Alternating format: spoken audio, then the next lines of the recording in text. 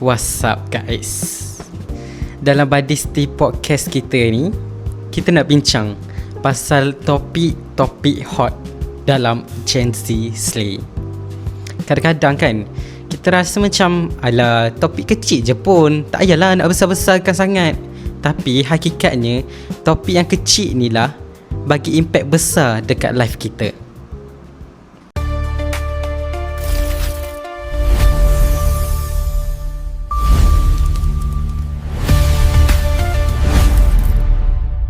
Hai. Dalam Badisti podcast kali ni, Badisti? Gapo dia tu? Gapo dia? Takkan tu pun tak tahu. Dah. Mari saya terang. Okay, Badisti podcast kali ni, kita nak bincang pasal isu-isu yang melibatkan remaja dekat Malaysia. Contohnya macam kita lah, remaja-remaja ni.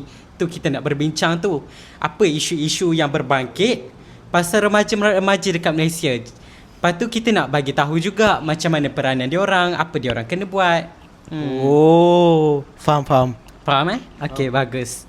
Okay, takkanlah kita nak start podcast tapi kita tak tahu kan siapa kita punya buddy-buddy ni.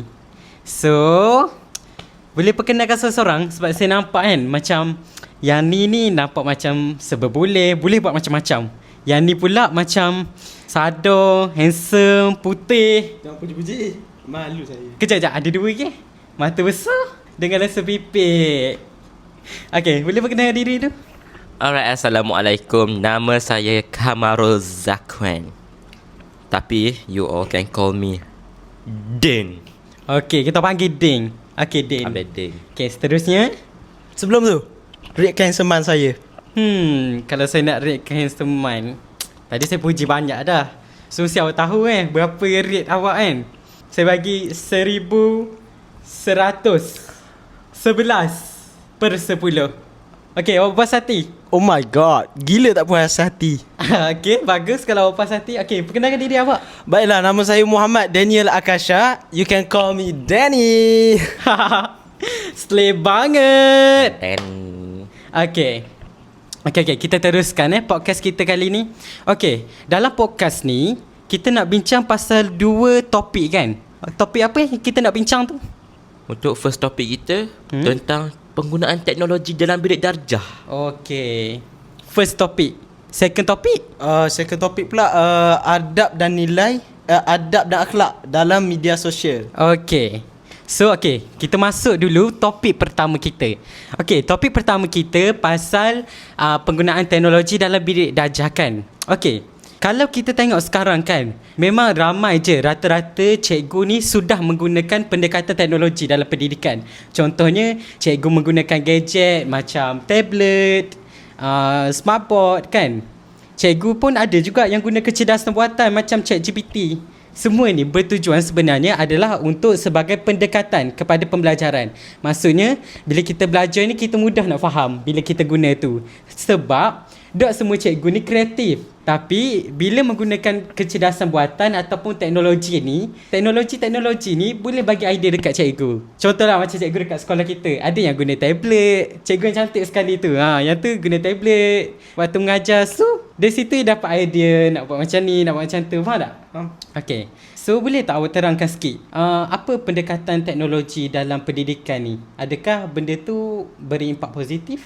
Ya, betul. Okay, so impak positif yang diberikan oleh teknologi dalam bilik darjah, penggunaan teknologi dalam bilik darjah ialah ia dapat membantu murid-murid untuk lebih membangkitkan minda lebih kreatif, merangsang minda supaya lebih cerdas. Dan untuk cikgu pula, guru-guru, diorang boleh gunakan media seperti animasi digital untuk mendidik dan juga kuis untuk membangkitkan daya fikiran. Yes, daya fikiran pada murid-murid. So suasana dalam bilik darjah tu taklah membosankan sangat. Betul tak? Betul. Okay, awak pula Danny, apa pendapat awak? Tentang maksudnya lebih kepada impak positif. impak positif terhadap teknologi dalam pendidikan.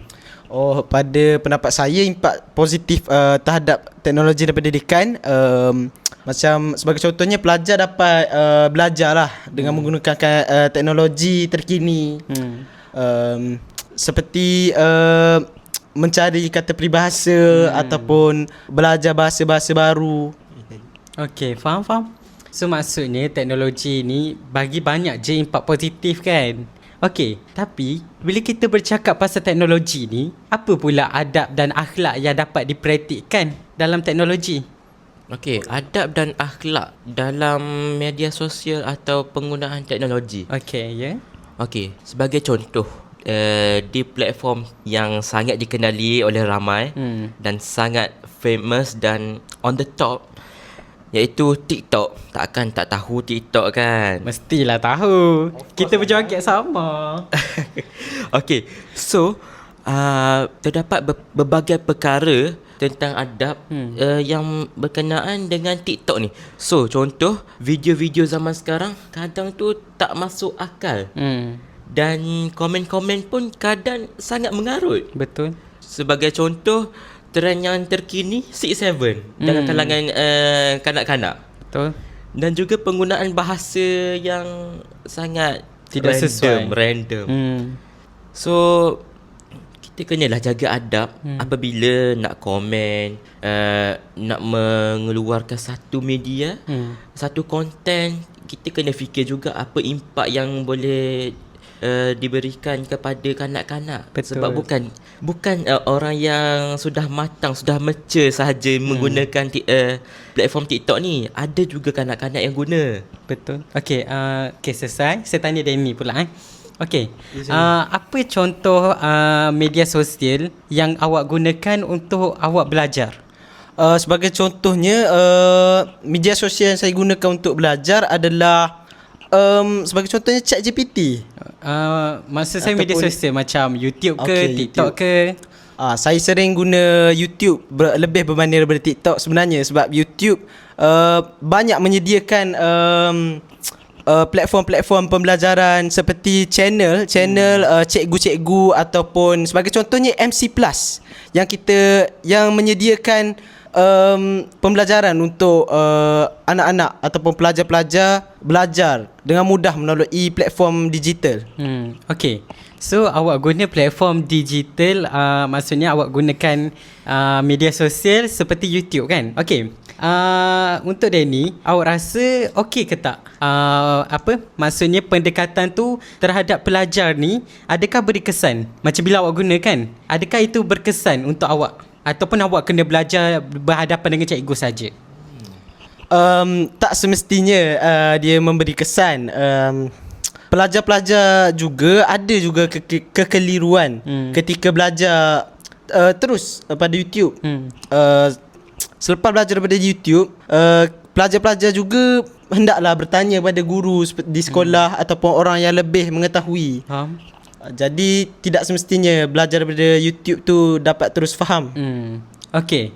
Jadi simpulannya tentang dua topik ni, maksudnya teknologi dalam bilik darjah kan. Teknologi dalam bilik darjah ni maksudnya lebih kepada membantu. Tujuannya adalah untuk membantu pelajar. Okey. Tapi benda ni pun berlaku disebabkan akhlak-akhlak yang baik daripada pelajar. Maksudnya kalau pelajar tu guna dengan akhlak yang tidak baik, dengan adab yang tidak baik, maksudnya teknologi tu sendiri akan memusnahkan pelajar. Betul tak? Betul.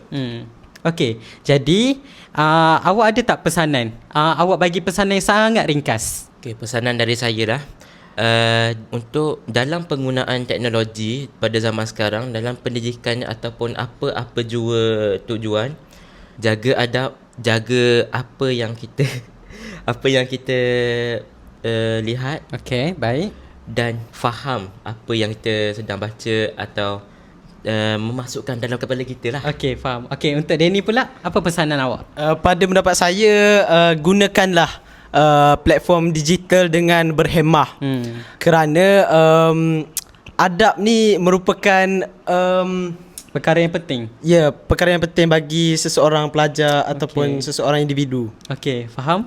Okey, jadi maksudnya kita kena seiring. Adab dengan teknologi, dengan penggunaan teknologi kena seiring. Okay, jadi itulah penutup untuk sesi pertama kita. Okay, so selesai dah sesi pertama, kita akan rehat kejap. Kita akan jumpa balik dekat sesi kedua. Bye. Okay guys, kita kembali lagi. Kita masuk segmen kedua, bincang topik seterusnya. Welcome back. Yeah. Welcome back. I'm the rockstar. Okay. Salah, babe. So, salah. Okay. Okay. Seterusnya topik kita yang terakhir. Topik kita pasal apa yang terakhir? Peranan remaja terhadap alam sekitar. Okay. Kelantan hijau. Kelantan hijau. Okay, so dalam ni kita nak bincang. Okay, sebelum kita teruslah, saya akan tanya terus awak. Okay, awak sebagai remaja kan, macam saya, kita semua remaja kan. Betul. Jadi bagi awak, apa peranan yang awak perlu lakukan untuk jaga alam sekitar tu sendiri? Kita mulakan dengan Danny. Saya dulu. Sabar. Pada pendapat saya, remaja sekarang boleh je guna media sosial ataupun platform digital untuk sebarkan maklumat berkaitan dengan penjagaan alam sekitar ataupun share tentang kempen-kempen hijau untuk ataupun gotong royong. Faham? Hal-hal macam ni lah bagi senang untuk bagi kesedaran pada rakyat. Betul. Okay, Dan pula. Okey, peranan saya ringkas saja. So, kita boleh mengadakan untuk remaja-remaja kita ni tak mampu untuk mengadakan kempen kan. Betul. So, kita akan menyampaikan maklumat tersebut kepada pihak-pihak yang mampu membuat kempen kesedaran. Seperti pihak-pihak macam Bandaraya. Okey, faham. Okey. Jadi, kalau kata awak diberi peluang kan untuk jadi pihak-pihak berkuasa, contohnya macam polis, penceramah, awak nak jadi apa untuk jaga alam sekitar kita ni? Of course, penceramah guys. Penceramah. Okey, kalau Danny pula? Saya tak minat nak jadi penceramah bagai. Just jadi ataupun iklan lah ataupun jadi artis terlibat jadi artis lah. Tengok muka faham, bos. Tengok muka tahu lah saya artis ni. Okey. Jadi maksudnya kita lah, remaja-remaja ni lah yang berperanan untuk jaga alam sekitar kita. Kalau bukan generasi muda ni yang berfikiran kritis, berfikiran di luar kotak, siapa lagi yang nak adakan penjagaan alam sekitar, betul tak? Kan? Betul. Okey. Jadi ini sahaja untuk segmen kita kali ni. Kita akan berhenti dekat sini. Dan inilah segmen terakhir. Semoga jumpa lagi kalau ada masa. Okey? Ada pesanan-pesanan sikit ke? Tak ada? Saya tak ada. Awak tak ada? Jagalah diri. I love you. Okey. Jadi tu segmen terakhir kita. Bye. Bye. Okey guys, kita dah berada di penghujung podcast. Jadi, saya harapkan semua yang melihat podcast kami ni dapat impak positif daripada perkara ni. Jadi, awak semua kena ingat tau, bukan setiap perkara berlaku dengan langkah yang besar, tapi langkah kecil sekalipun dapat mengubah dunia. Saya nak ucapkan terima kasih kepada buddy-buddy saya, kepada semua yang terlibat dalam video ni. Bye.